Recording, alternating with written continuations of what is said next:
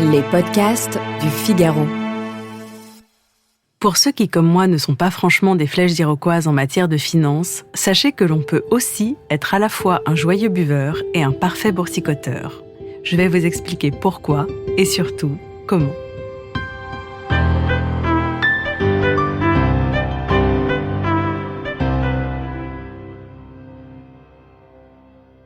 Acheter du vin comme on investit en bourse, l'idée séduit de plus en plus d'amateurs et d'investisseurs en quête d'un actif tangible, potentiellement rentable et moins volatile que les marchés financiers.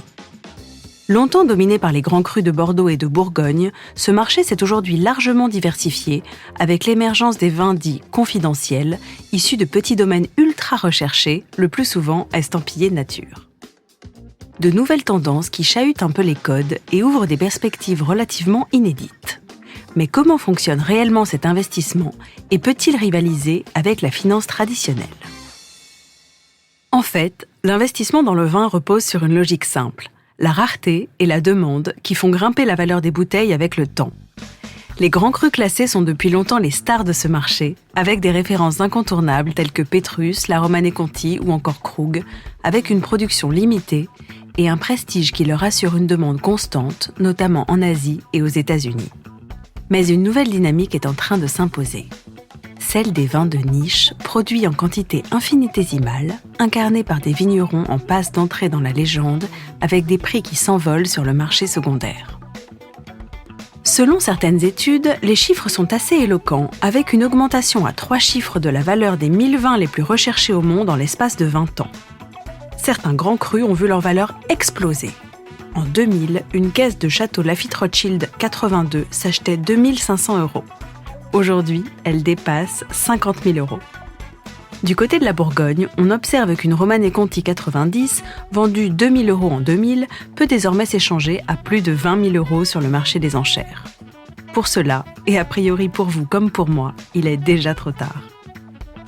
Mais ces tendances concernent aussi les vins plus confidentiels, où l'effet de rareté est encore plus marqué. Ainsi, les investisseurs avisés se tournent de plus en plus vers de petits producteurs dont les vins sont produits en quantité infime et recherchés par les collectionneurs et sommeliers du monde entier. Parmi eux, on peut notamment citer le Clos Rougeard dans la vallée de la Loire, dont les prix ont été multipliés par 10 en 10 ans, ou encore les domaines Auvernois et Jean-François Gannevat dans le Jura, la Grange des Pères dans le Languedoc, Château Rayas dans la vallée du Rhône ou Coche-du-Riz en Bourgogne et tant d'autres. Le succès de ces vins repose sur 3 critères majeurs. Une production ultra limitée, une qualité irréprochable et un culte quasi mystique autour de la figure du vigneron.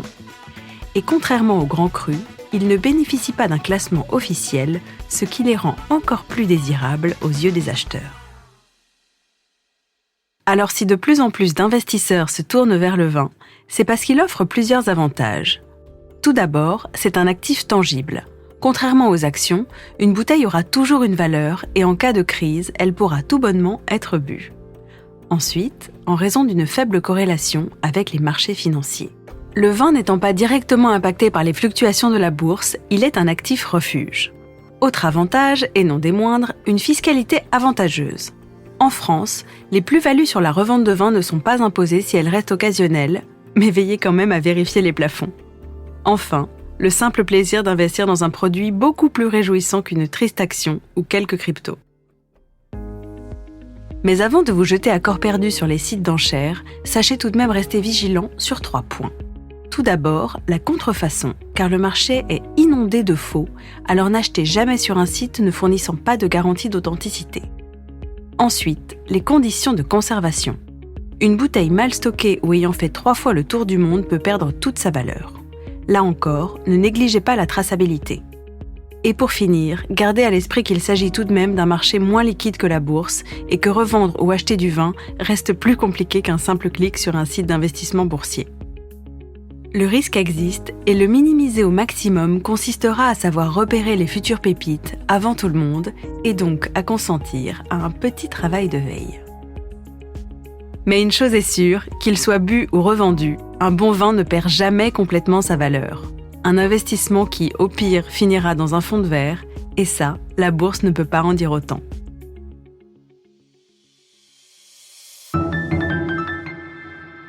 Merci d'avoir écouté ce podcast. Je suis Alicia Doré, journaliste vin. Vous pouvez retrouver Parlons Vin sur Figaro Radio, le site du Figaro et toutes les plateformes d'écoute. Si vous avez aimé cet épisode, n'hésitez pas à vous abonner et à donner votre avis. À bientôt.